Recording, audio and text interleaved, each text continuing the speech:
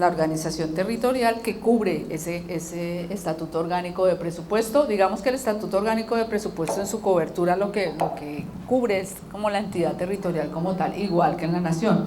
Y para eso nosotros tenemos un esquema de organización territorial que es el que vemos acá, en el cual, a ver, acá.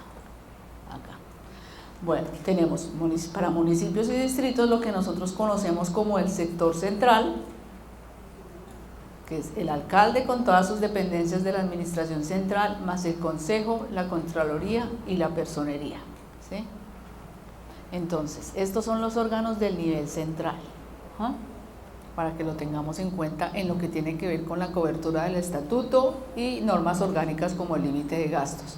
Esta organización, y hacemos énfasis en ellas aquí, porque tradicionalmente, antes ya digamos eso es algo que hemos entendido y cambiado un poco, y es que antes nosotros nos referíamos al Consejo, a la Contraloría y a la Personería como organismos descentralizados, y esos no son organismos descentralizados.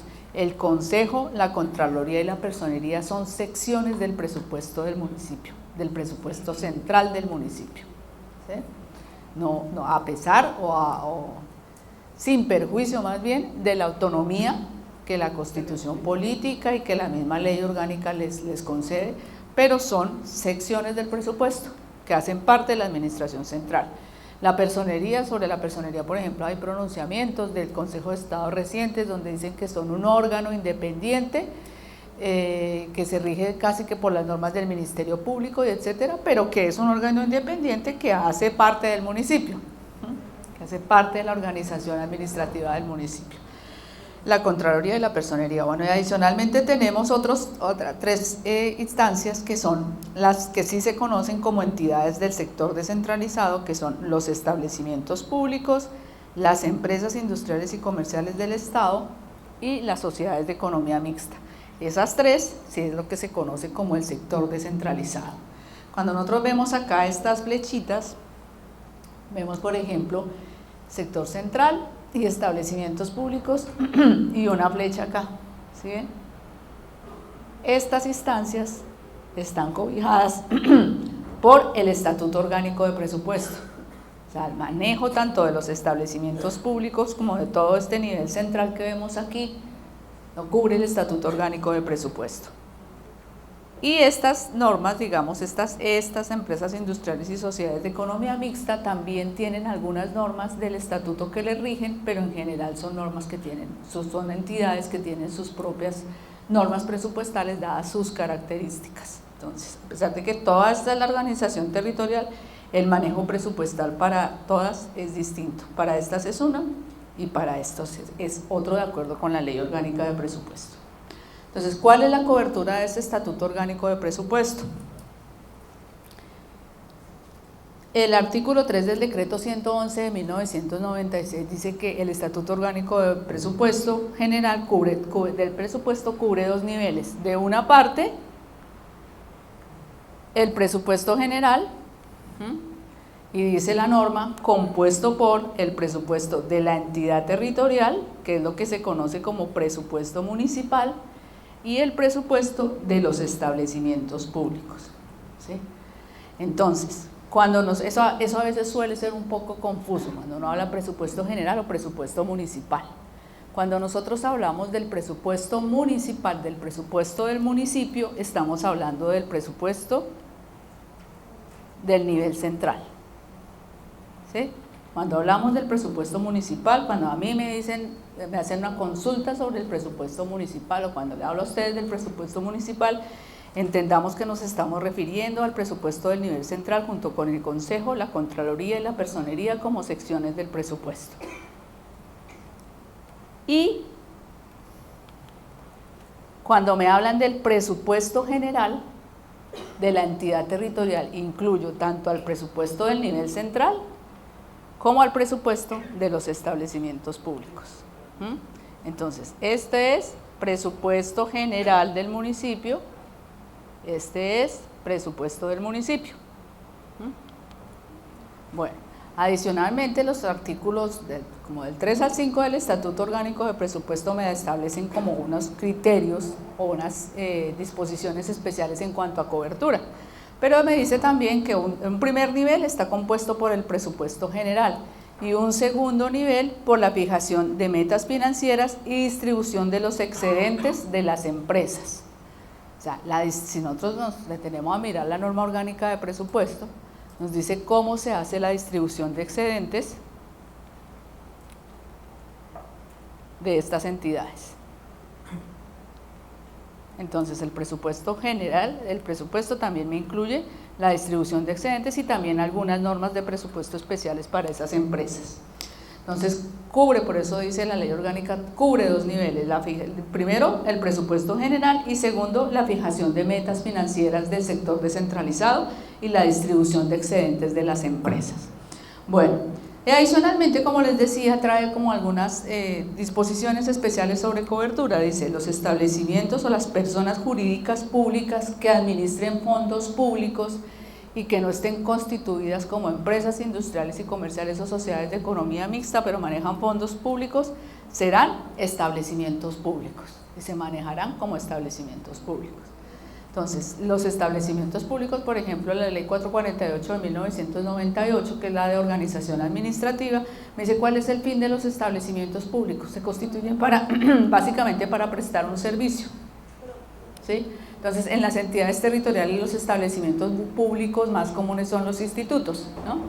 Pues tenemos el Instituto de Deporte, el Instituto de Cultura, el Instituto, todos los institutos generalmente son o están constituidos como establecimientos públicos. Entonces son personas jurídicas que no están constituidas a veces como que manejan fondos públicos y pues las cubre el Estatuto Orgánico de Presupuestos, es decir, su manejo presupuestal se rige por estas normas.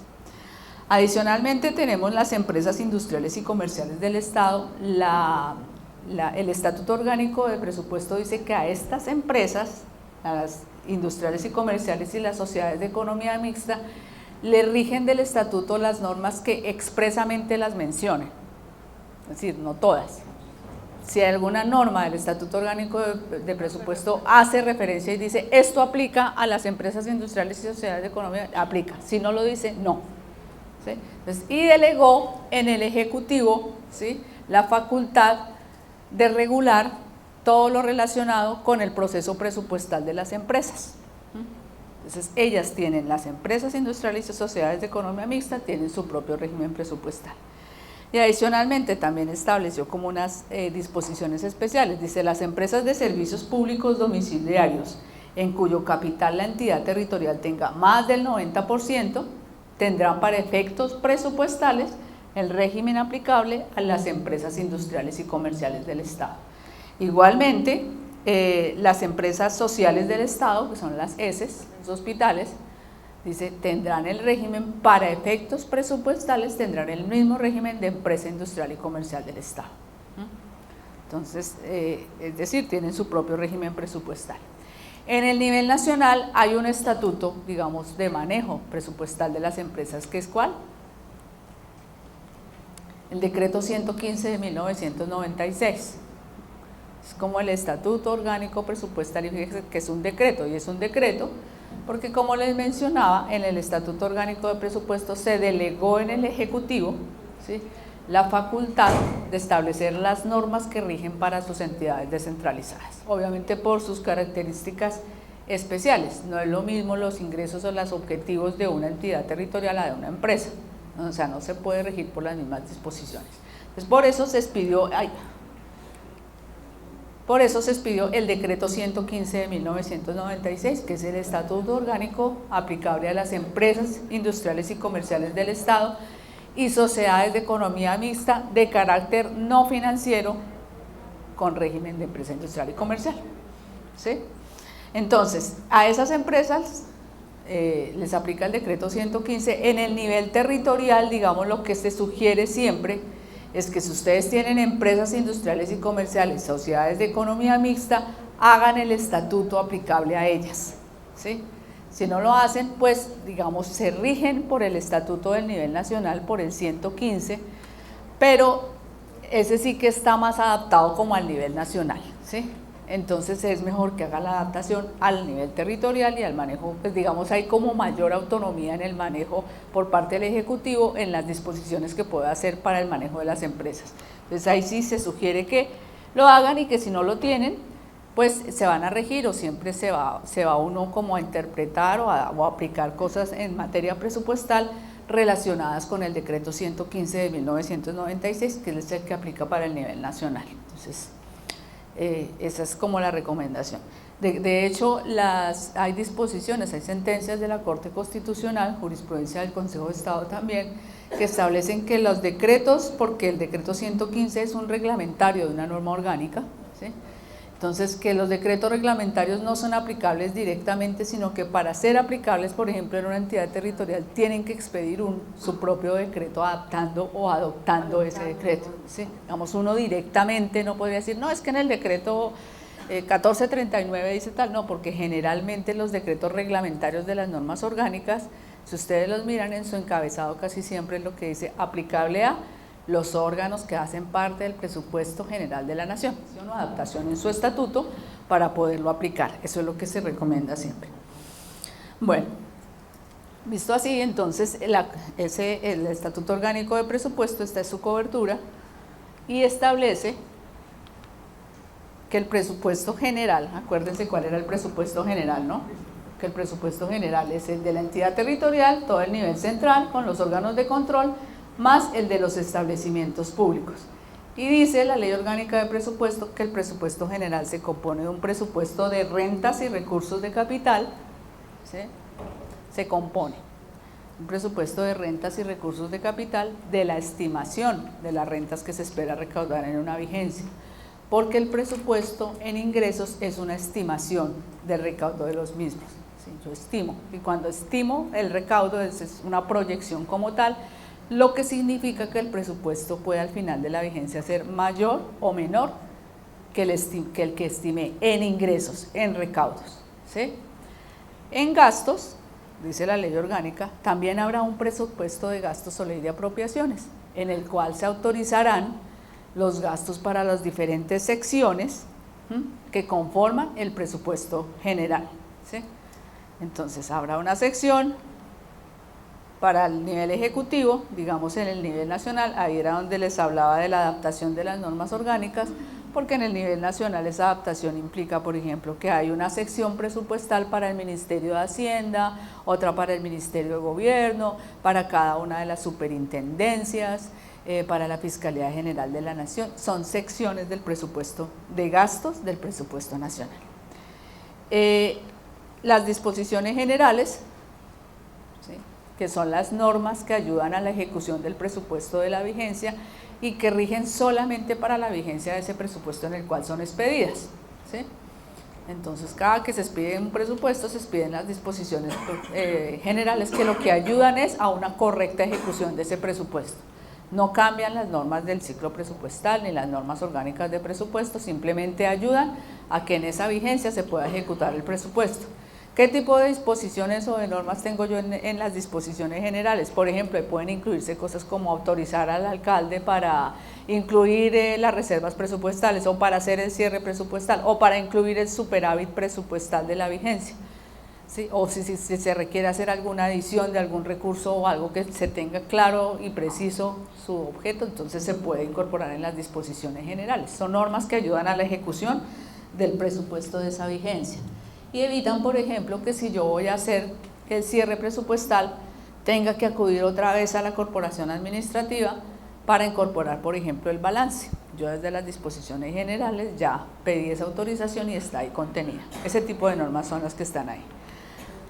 Adicionalmente, el Estatuto Orgánico de Presupuesto no lo dice, pero digamos con ese desarrollo normativo que ha habido, otro de los componentes del presupuesto general es el capítulo presupuestal del Sistema General de Regalías. Entonces, ese capítulo presupuestal, veamos aquí, si vemos, ay, Dios mío, la ley 1533, que era la antigua ley de regalías, o la ley 2056, que es la más reciente, establecieron que dentro del presupuesto general de las entidades territoriales habrá un capítulo especial para el manejo de los recursos del Sistema General de Regalías. y ese capítulo entonces con sus componentes, los ingresos y los gastos, solo del sistema. Entonces eso es como una presión, ese capítulo presupuestal o esos recursos del Sistema General de Regalías, como les mencionaba esta mañana, los recursos de regalías tienen sus propias disposiciones presupuestales, se manejan distinto,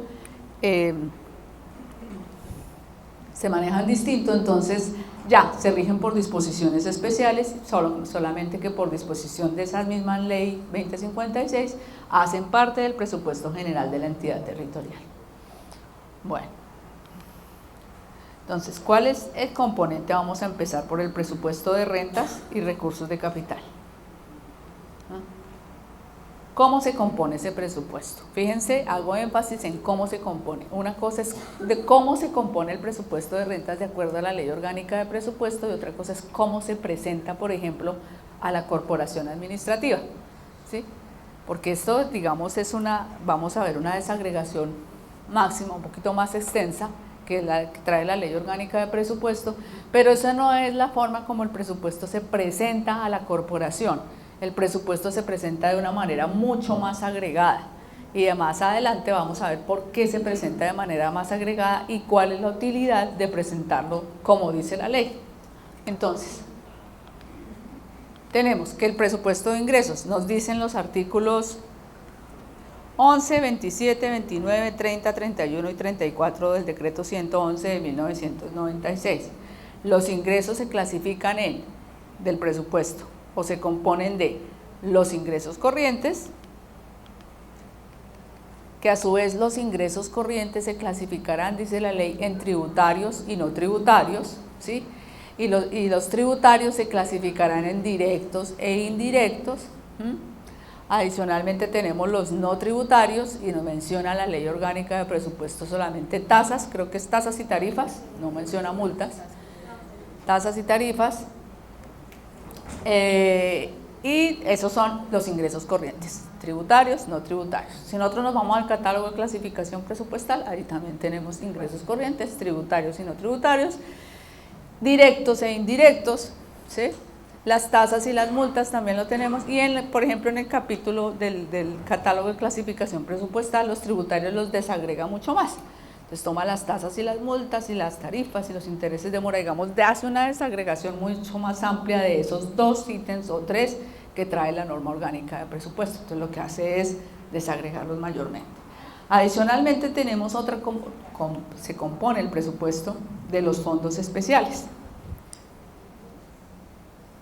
que son ingresos definidos por la ley, dice, creo que es el artículo 27 del Estatuto Orgánico de Presupuesto, son ingresos definidos por la ley para la prestación de un servicio público específico, así como los pertenecientes a fondos sin personería jurídica creados por el legislador. Esos son los fondos especiales definidos por la ley.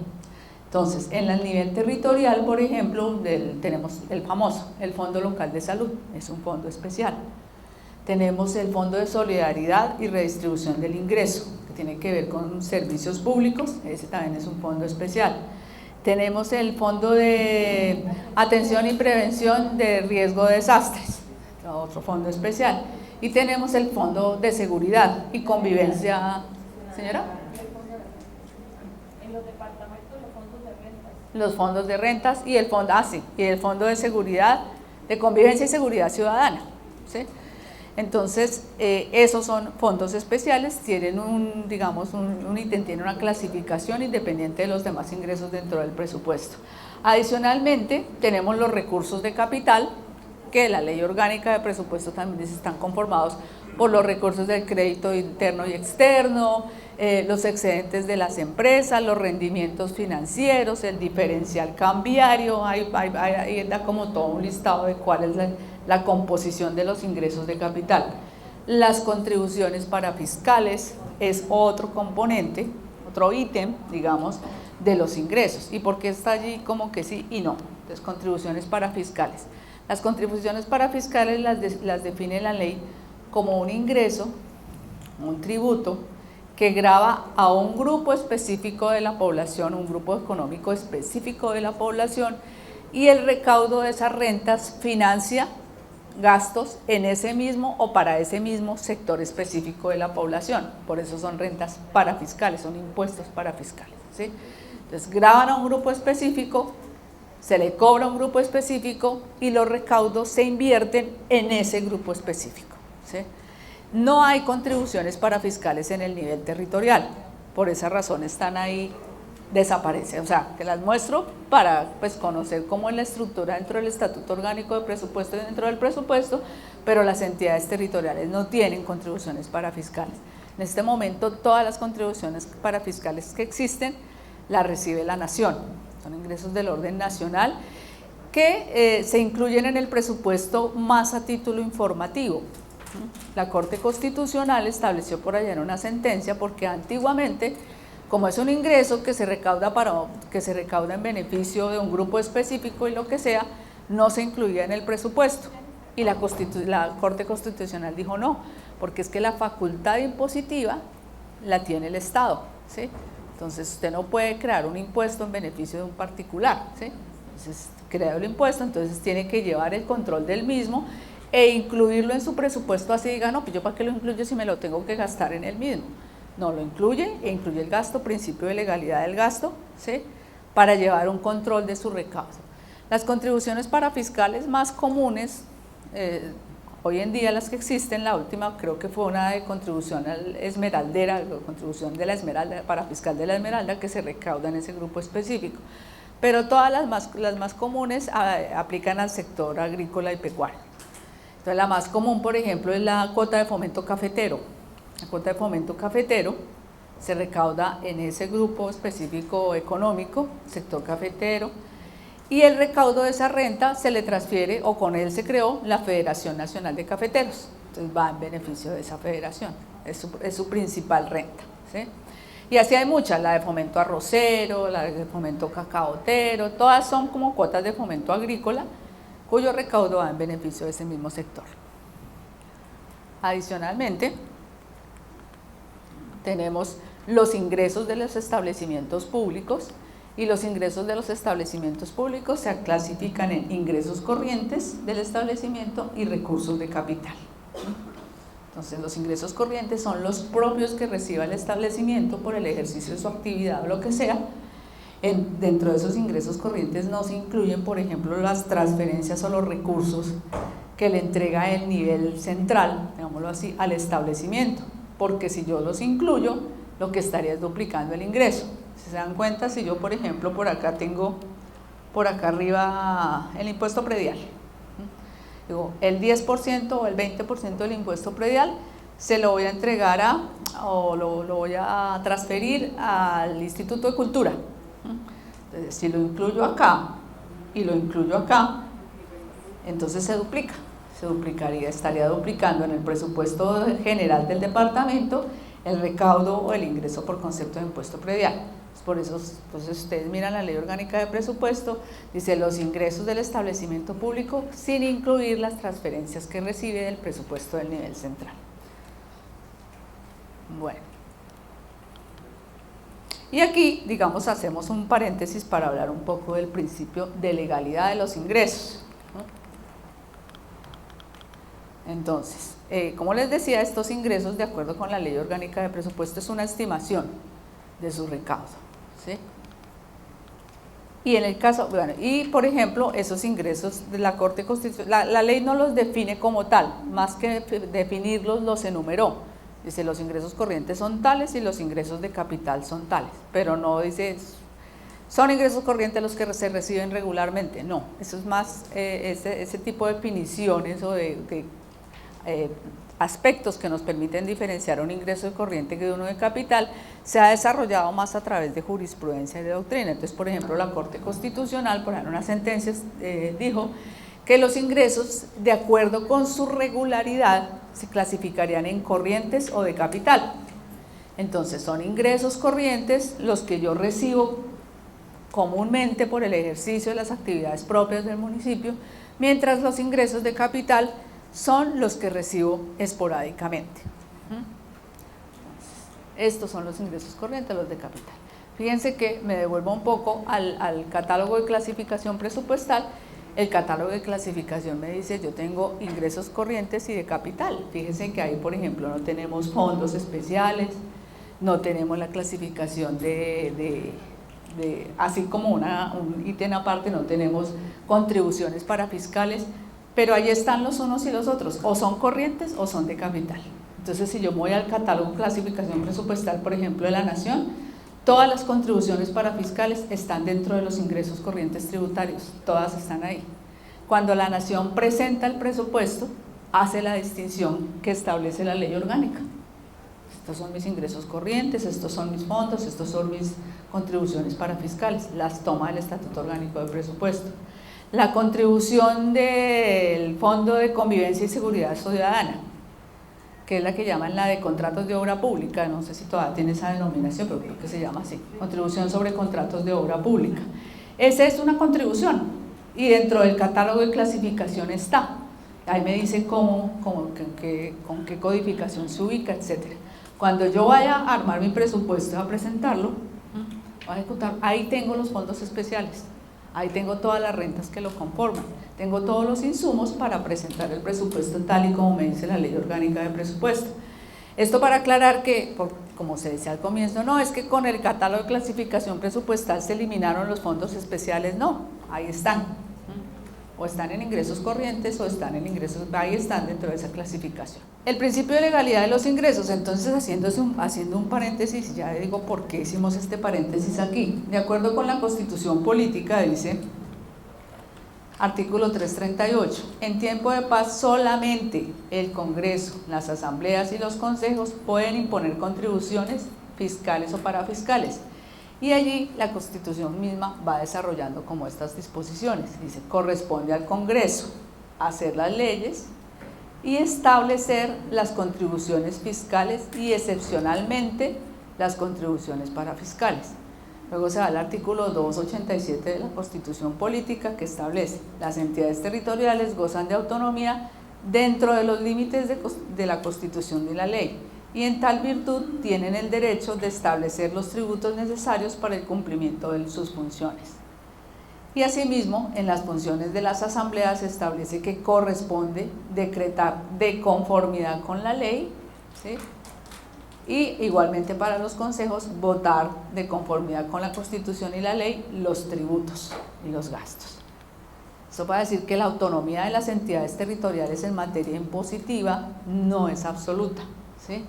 Se enmarca dentro de los límites de la Constitución y la ley, porque lo único que puede crear impuestos es el Congreso de la República, las entidades territoriales, Universidad de Santander, que será en beneficio del departamento, estoy inventando, no sé si es así, en beneficio del departamento, y el departamento solamente dice eso, ya el departamento la adopta y desarrolla todos a qué entidades grava, quiénes son los sujetos pasivos, los sujetos activos y todos los demás elementos sustantivos del tributo.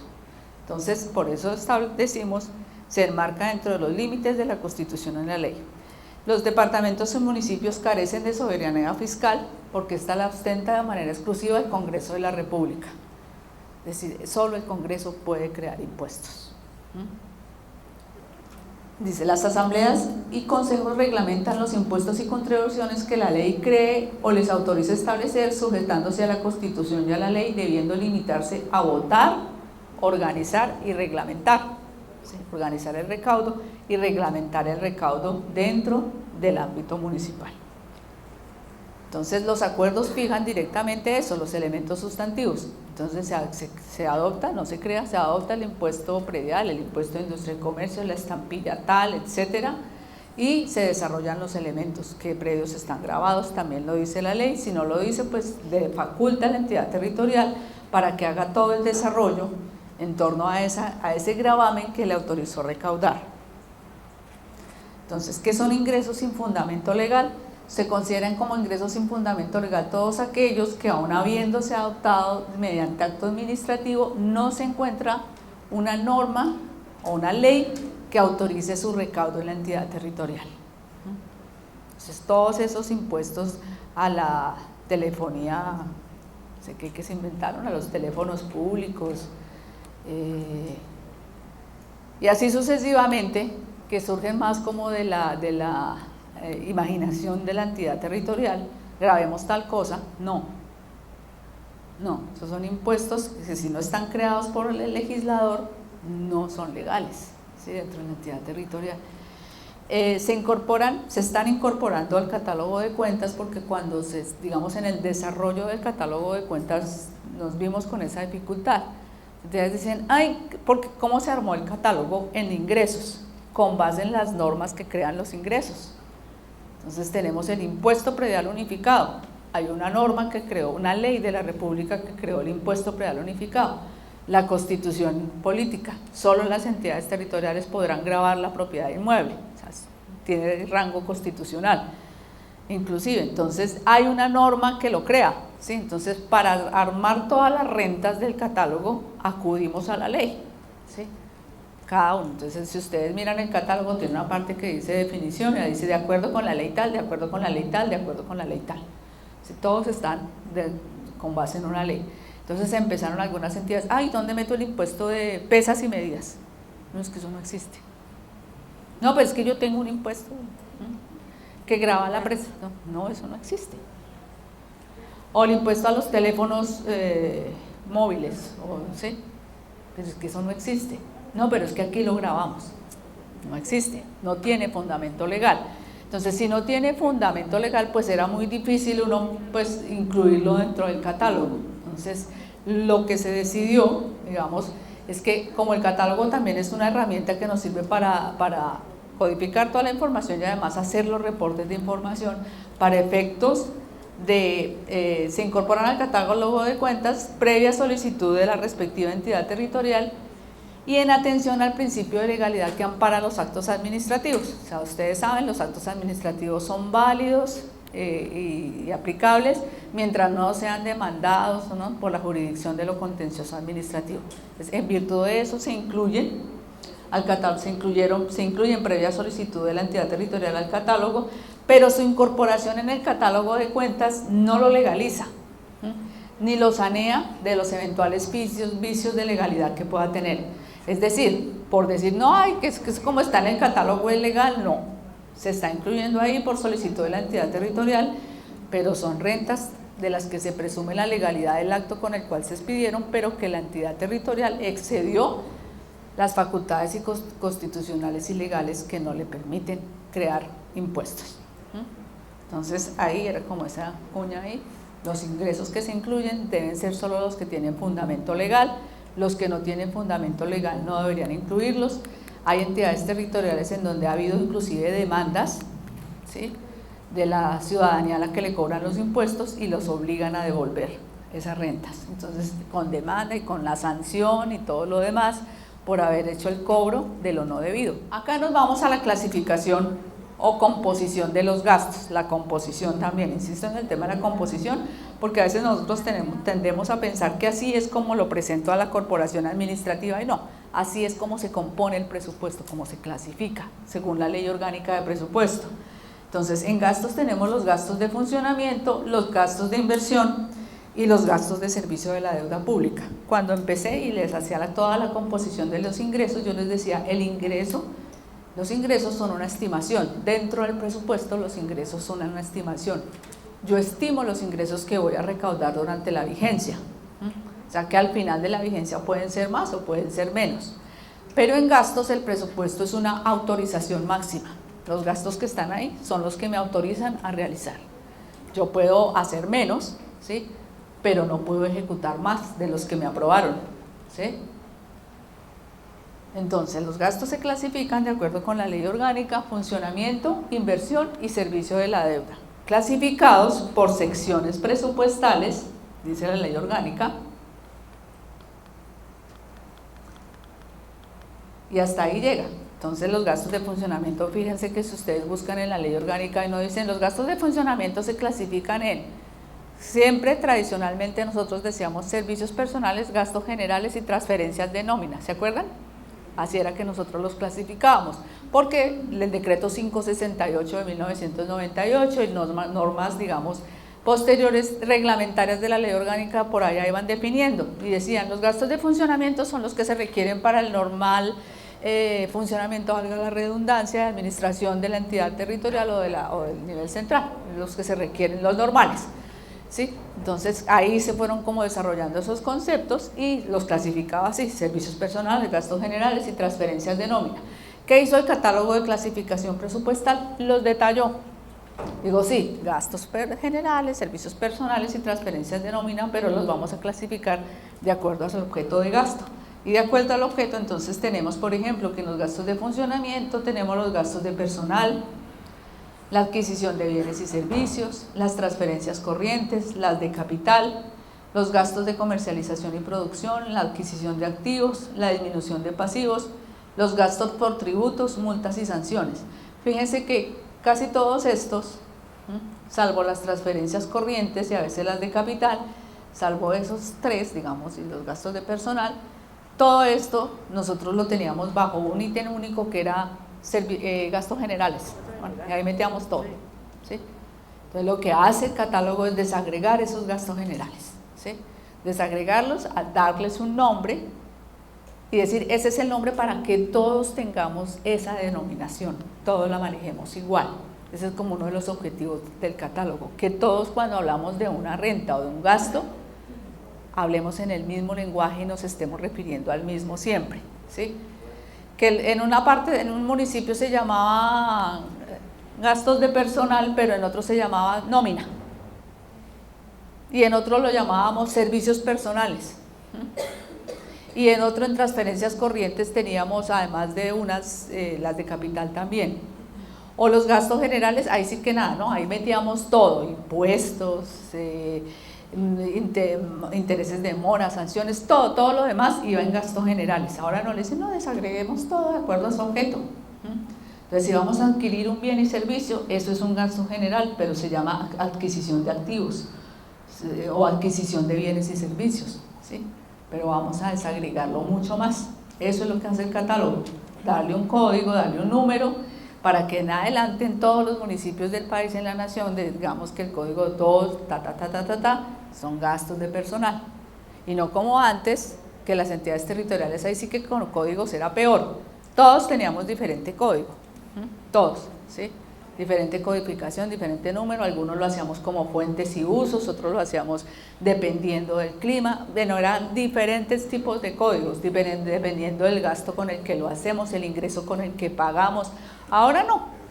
Digamos, si ustedes miran en presupuestos de otros países, conozco por ejemplo el de Argentina, ellos tienen un librito que yo creo que nosotros vamos a llegar en algún momento a eso. Entonces, sí, un libro allá y entonces ese es el catálogo. Entonces uno dice, compra de cuadernos, ustedes se van allá, compra de cuadernos, numeral 2, 1, 2, 3, 5, 4, 7, 5, 8, 9, 10, no sé qué, ahí, ese es.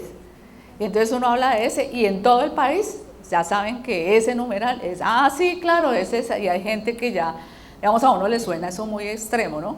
Pero hay gente que ya tiene tanta experiencia en el manejo de eso que le dice a uno todo el número en el cual se clasifica esa cuenta. Entonces, digamos que eso es. Ahora nosotros no vamos a tener, no, que eso depende si estamos en Piedecuesta o en Florida Blanca. Allí se llama de una manera y allí se llama de otra, pero es el mismo gasto. Y se hace con la misma plata, pero es diferente porque allá lo llaman así y acá lo llamamos de otra manera. No, ahora juntos lo vamos a llamar del mismo modo y lo vamos a codificar con el mismo número.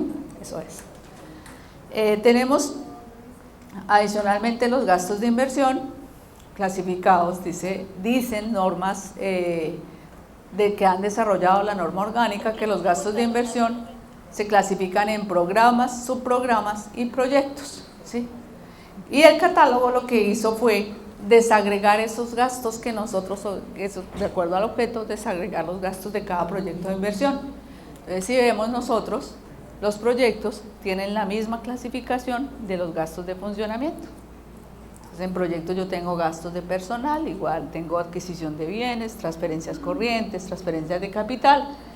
No necesariamente tengo que hacerlos todos, puede que haga uno y otros no, pero ahí están. ¿Sí? Ahí está organizada la clasificación. Tenemos adicionalmente el servicio de la deuda pública. La deuda pública se clasifica en deuda pública interna y externa.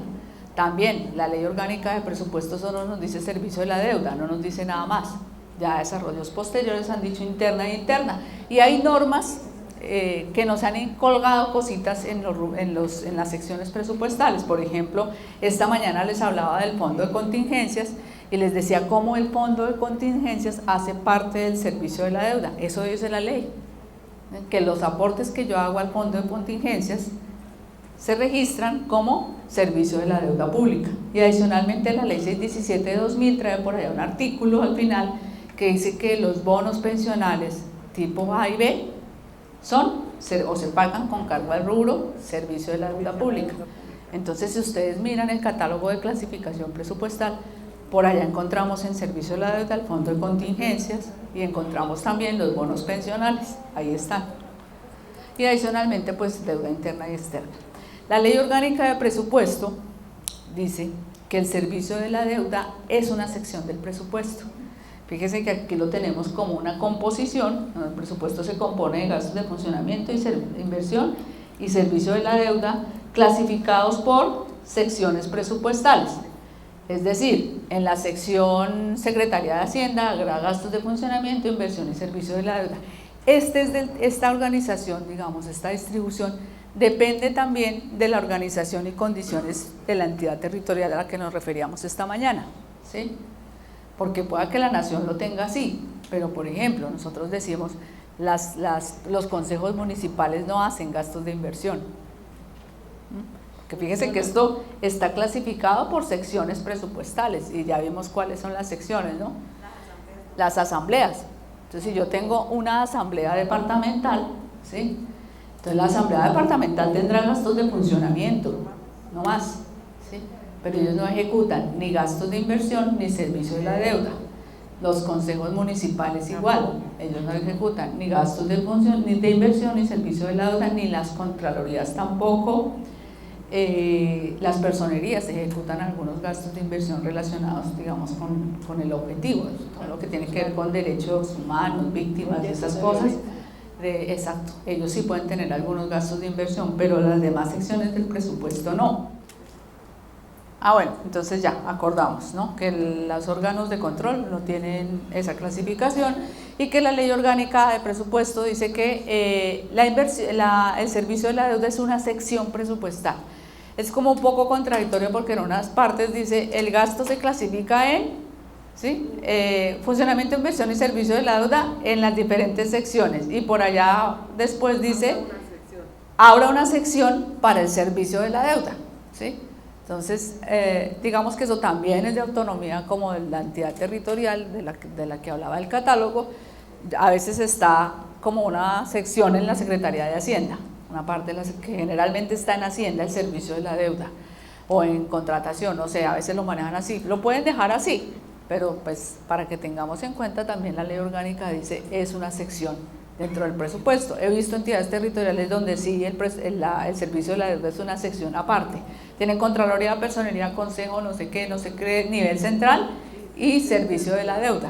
Sí, a veces lo manejan aparte, digamos debe ser como para mayor control, pero pues el catálogo así lo es, el estatuto así lo estableció. Entonces, el ciclo presupuestal, nosotros veíamos desde esta mañana, todo lo que hemos hablado hasta ahora tiene que ver, obvio, con el ciclo presupuestal.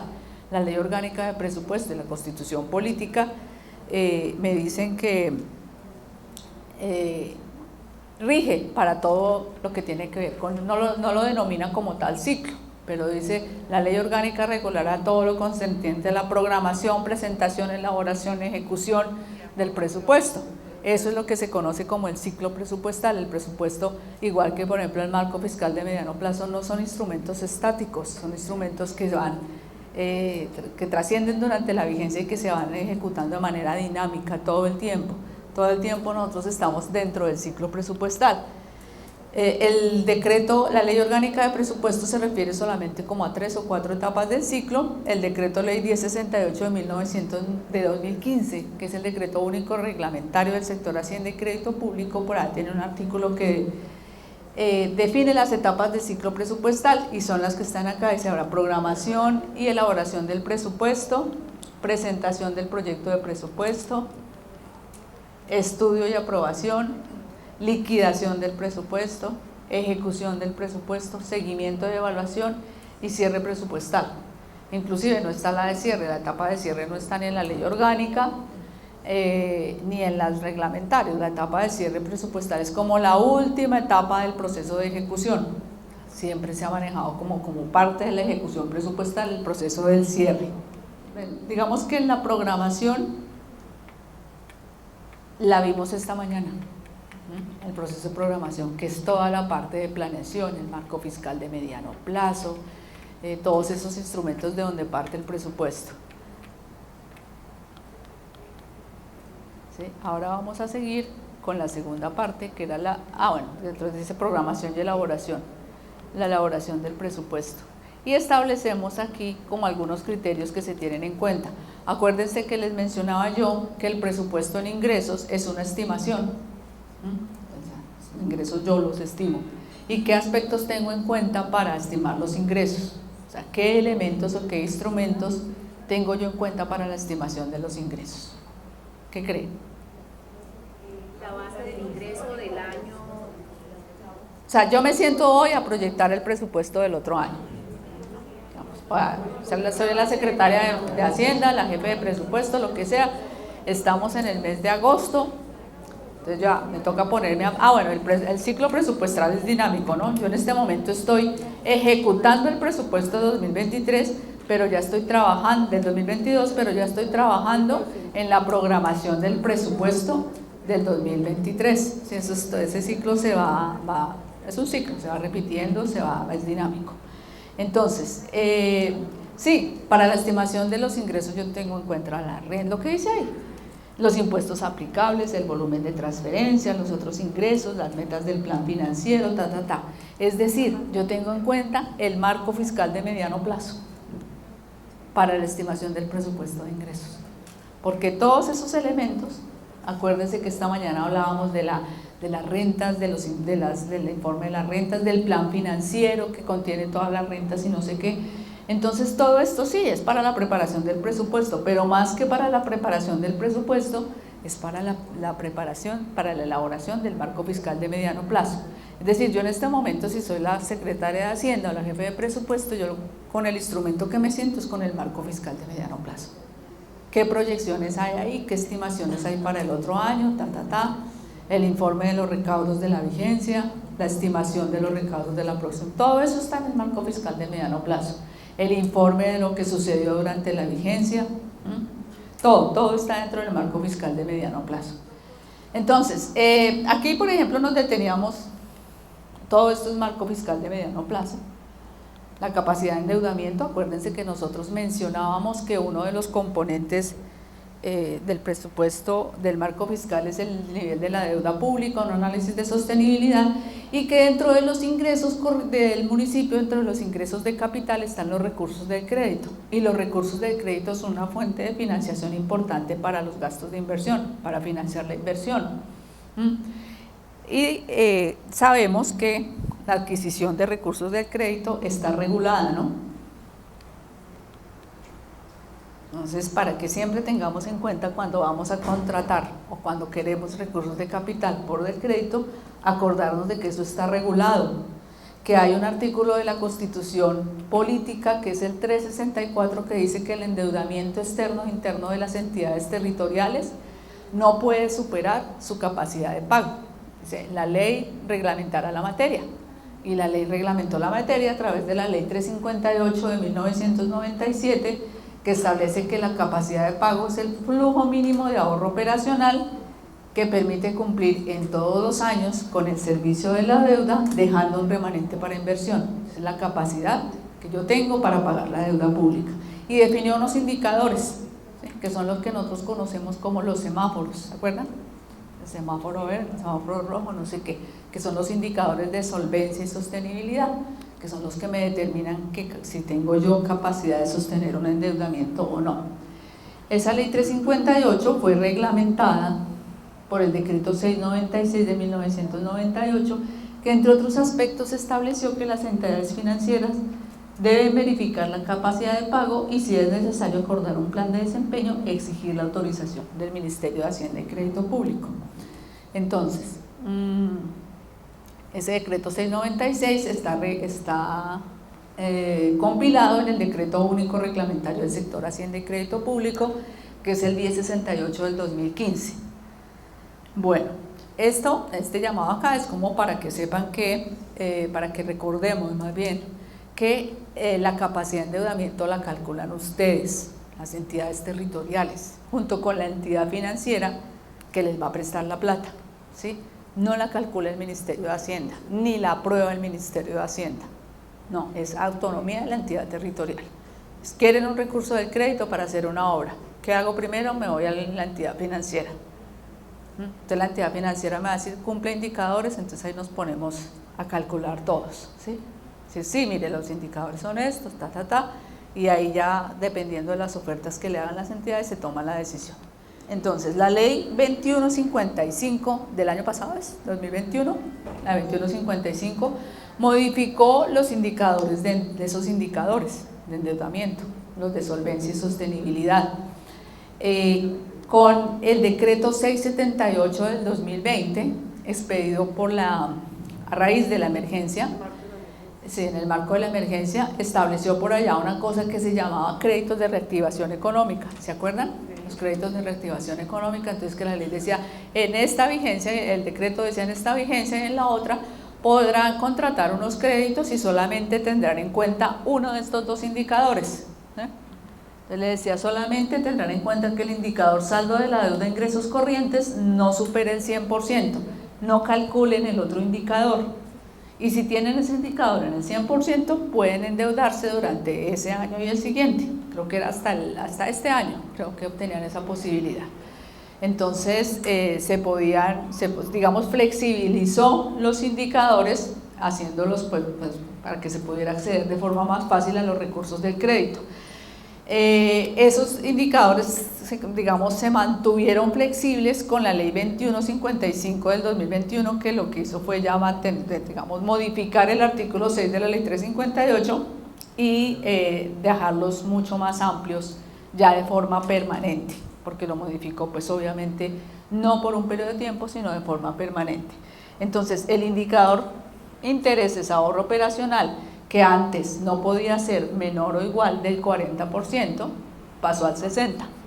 Y el indicador saldo de la deuda de ingresos corrientes, que antes estaba en el 80%, ahora puede ser hasta el 100%. Esa fue la modificación que trajo la ley 2155. Entonces yo estoy en semáforo verde o en capacidad autónoma de endeudamiento y no debo pedirle autorización a nadie ni permiso a ninguna entidad para endeudarme cuando mis indicadores están así. El de intereses ahorro operacional menor o igual del 60% y el de saldo de la deuda de ingresos corrientes menor o igual al 100%. Bueno, el semáforo amarillo ya no existe hace mucho tiempo, nos eliminaron, era como una estancia intermedia, nos dañaron el semáforo ahí quitándonos eso. Y el semáforo rojo, o sea, la estancia que llamamos crítica de endeudamiento, cuando ahí sí puedo endeudarme, pero necesito autorizaciones y algunos trámites adicionales. Se llega al semáforo rojo cuando el indicador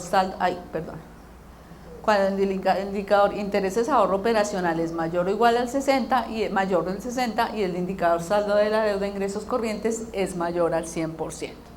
En esas instancias yo digo, estoy crítico, en estado crítico. Y el decreto 2155 dice en qué casos se requiere autorización del Ministerio de Hacienda. A ver si me acuerdo, los municipios de categoría tercera, cuarta, quinta y sexta que lleguen a estos límites, a estos límites necesitan, o sea, que estén en instancia crítica de endeudamiento, necesitan autorización del Ministerio de Hacienda, siempre. Los municipios, los pequeños. Los departamentos todos. Los municipios y distritos de categoría especial, primera y segunda, necesitan unas calificaciones de riesgo especial, pero no necesitan ni autorización del Ministerio de Hacienda, ni suscripción de planes de desempeño. Solamente municipios y distritos de categoría especial, primera y segunda. Podrían endeudarse en instancia crítica y la ley lo que les dice, en esos casos tienen que presentar una calificación de riesgo, ahí dice qué tipo de calificaciones. Para poderse endeudar. Los créditos externos siempre estén o no en instancia crítica de endeudamiento y independientemente de la categoría de la entidad territorial, los créditos externos siempre van a requerir autorización del Ministerio de Hacienda. Los créditos externos son aquellos adquiridos en moneda extranjera, ¿no? En moneda diferente al peso colombiano, adquiridos en moneda diferente. Y hago la aclaración porque es que alguna vez el municipio nos decía que si externos eran los que adquirían otro municipio en un banco en Bogotá. Entonces sí era algo así, en serio. Entonces no, externos son en moneda extranjera. Eso requiere siempre autorización de Hacienda por las características del crédito y porque la banca multilateral siempre pide garantías de la nación para otorgar créditos a entidades territoriales, créditos externos, siempre pide garantía de la nación o siempre pide algún aval de la nación. Entonces, por esa razón, esos créditos siempre van a requerir de esa autorización. Para la estimación de los gastos, igual, ¿qué tengo en cuenta? El marco fiscal de mediano plazo. ¿Sí? Yo la estimación de los gastos, ¿sí? Porque finalmente cuando yo apruebo el presupuesto también estimo qué gastos voy a ejecutar en la vigencia, solo que digamos en el orden presupuestal, ese gasto que a mí el Consejo me aprueba es una autorización máxima. Entonces si me aprobaron 100 pesos para gastos de funcionamiento, yo tengo que gastar 100 pesos, o sea, puedo gastar menos de los 100 pesos, pero no puedo gastar más. Si quiero gastar más, podría hacerlo, pero necesito autorización del Consejo Municipal, modificar el presupuesto para poder incrementar ese gasto. Entonces, necesito, ahí está, y esos son elementos que ya están en el plan financiero. Un acuerdo sobre la estructura, planta y escalas de remuneración, el resultado del cierre de la vigencia anterior, el plan de desarrollo, el plan de inversiones, el plan operativo anual de inversiones. Por ahí alguien ahora en el break me decía que si el plan operativo anual de inversiones era lo mismo que el plan de inversiones o que el presupuesto de inversión, que cómo era ese rollo ahí. Entonces no, el plan operativo anual de inversiones es con base en el cual yo hago el plan del presupuesto de inversión, el capítulo de inversión del presupuesto. El servicio de la deuda, las sentencias en contra de la administración, ya veíamos esta mañana, ¿se acuerdan de los pasivos exigibles y pasivos contingentes? Tengo que tener en cuenta sus queridas vigencias futuras, la categoría del municipio y los límites a los gastos de funcionamiento, aspectos especiales de las entidades territoriales. Entonces, por ejemplo, mirando un poco más en detalle esos tres últimos que son a veces los que más nos cuestan. Entonces, las vigencias futuras, ya habíamos hablado de las vigencias futuras un poco esta mañana. La vigencia futura, doctora, es una autorización de gasto para vigencias posteriores a la presente, que tiene como objetivo asegurar la existencia de aprobación en presupuestos posteriores que amparen compromisos previamente adquiridos y permitan su ejecución. Fíjese que ahí por ninguna parte estamos hablando de ingresos. Quienes trabajamos en el área de presupuesto, siempre en Hacienda, lo que sea, en estos temas, apropiación es gasto, apropiación no es ingreso, que a veces antes me acuerdo que tendría confundición, decía, es que apropiación es ingreso. No, apropiación no es ingreso, porque es que la misma ley orgánica dice presupuesto de gastos o ley de apropiaciones. La apropiación es un rubro en el presupuesto de gastos. Entonces fíjese que la vigencia futura y en ninguna parte me está diciendo, es una autorización de gasto para vigencias posteriores a la presente, que lo que busca es garantizar que en el presupuesto de esas vigencias posteriores estará ese rubro ahí. Entonces yo puedo tener todo el recurso hoy, pero el gasto me va a tomar más de la vigencia fiscal, entonces ese gasto necesita autorización de vigencias futuras. Ahora en el break me hicieron una pregunta muy interesante. La vigencia futura es ordinaria cuando tiene aprobación en la vigencia en curso. Eso es básicamente la diferencia, ¿no? Tenemos dos tipos de vigencias futuras en nuestro ordenamiento legal, la ordinaria y la excepcional. Y la principal diferencia es esa. La ordinaria es cuando yo inicio, en el caso del ejemplo que les ponía hace un rato, en el caso en que yo voy a iniciar la ejecución del gasto este año, ¿sí? Entonces es vigencia futura ordinaria. Si yo no voy a iniciar la ejecución de ese gasto ese año, sino que solamente voy a hacer como el proceso contractual y todo eso que es tan tedioso y tan largo, la licitación, todo eso, entonces ahí sí necesito vigencia futura excepcional.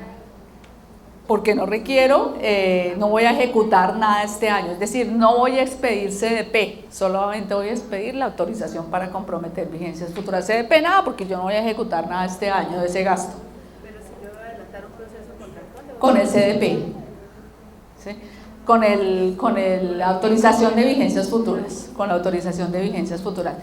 Yo siempre he visto la autorización de vigencias futuras, lo que les digo, como el CDP del otro año, que es básicamente eso, es decirme que en el presupuesto del otro año voy a tener ese gasto, ¿sí? Entonces, es excepcional. Cuando tengan algo en cuenta de la vigencia futura ordinaria, muy importante, la ley 819 dice, como mínimo debe tener en el presupuesto hasta el 15%, como mínimo el 15% de la vigencia futura que se autoriza.